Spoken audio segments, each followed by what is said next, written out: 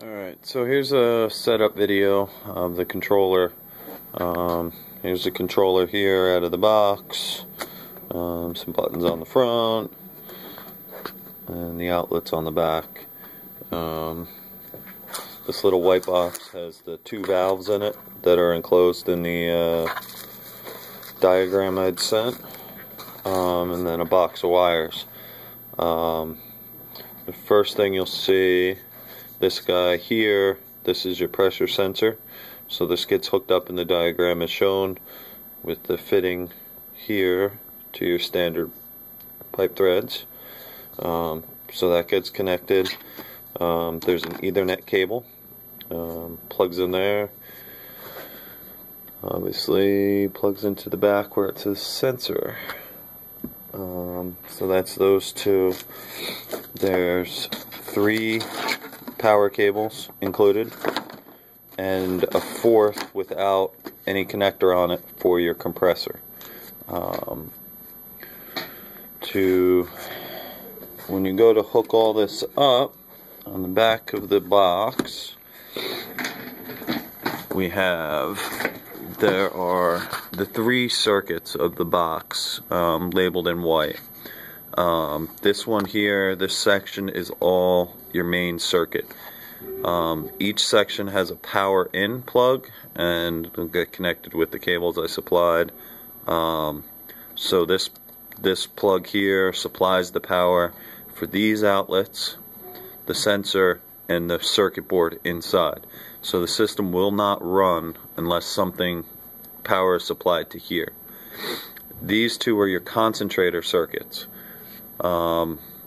There's power in here and power in here for each of the circuits. So when the power comes in here, it's supplied to these 3 outlets only. Power comes in here, it's supplied to these 3 outlets only. They're labeled on here 1A, 2A, and 3A, and then 1B, 2B, and 3B. The controller just recognizes them as 1 through 6. So 1, 2, 3, 4, 5, 6. And then these 2 outlets here are for your booster compressors.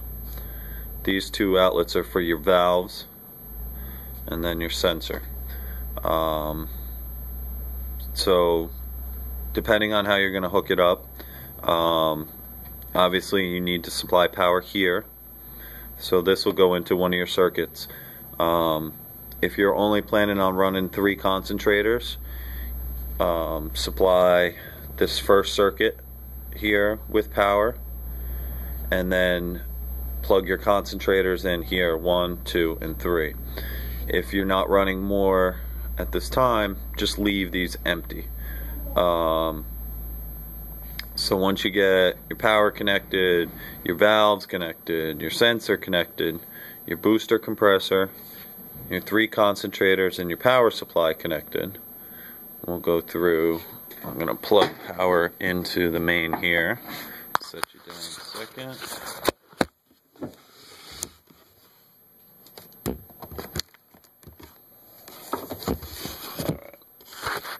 Alright, so power is now supplied to the unit, and we're going to just turn it on here.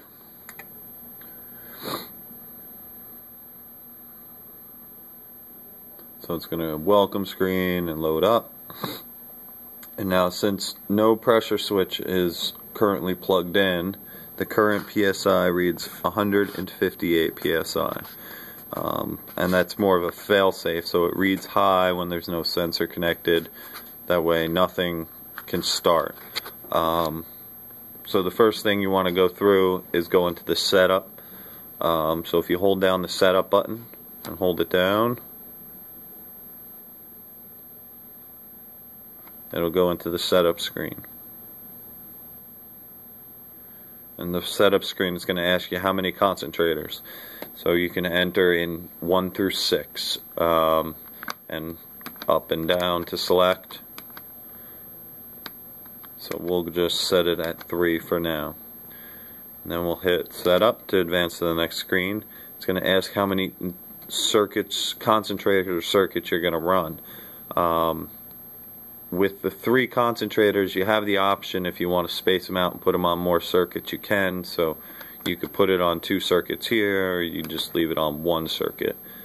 So we'll go to setup again, and this will tell you that the active outlets are 1, 2, and 3. Alright, so we'll go to the next screen, and the next screen is going to be your concentrator start delay.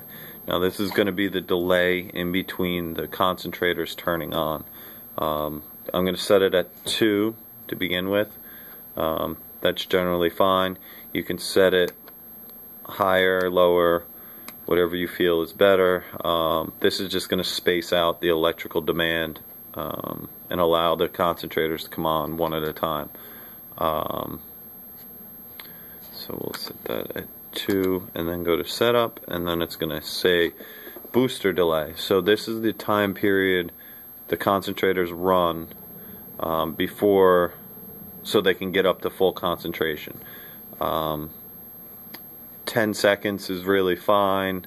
30 seconds is probably ideal. A minute to 2 minutes is a little overkill, but it'll help flush out the machines. You can set it however you like. I'm going to set it for 30 right now. The next step, it's going to ask your PSI high threshold. This is going to be your high set point. So this is the point at which the compressor, the booster compressor, turns off. So it's set right now to turn off at 100. We can lower that, and we can set it at 90 PSI, so that for whatever reason we don't want it to fill the tank all the way. I would just leave it at 100. So up to 100, and then go to the next screen. The next screen is your PSI low threshold. This is at what point the booster compressor turns on. So if the holding tank pressure gets below 75 PSI right now, it'll turn on. You can set this anywhere you find that works in your working abilities, so that the idea is to give the compressor as long a break as possible, but not affect your working PSI. I personally find 75 PSI works the best for me. And then it's going to save the settings and go back into its running state. Since there's no sensor hooked up, it's reading 158 PSI, and it's going to wait to start. We can hook the sensor up.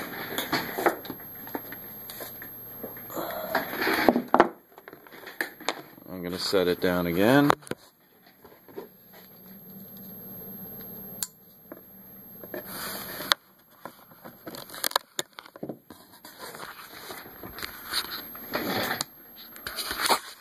Okay, so the sensor is now plugged into the back. I turn the box off and then turn it back on, and it'll go through that setup screen.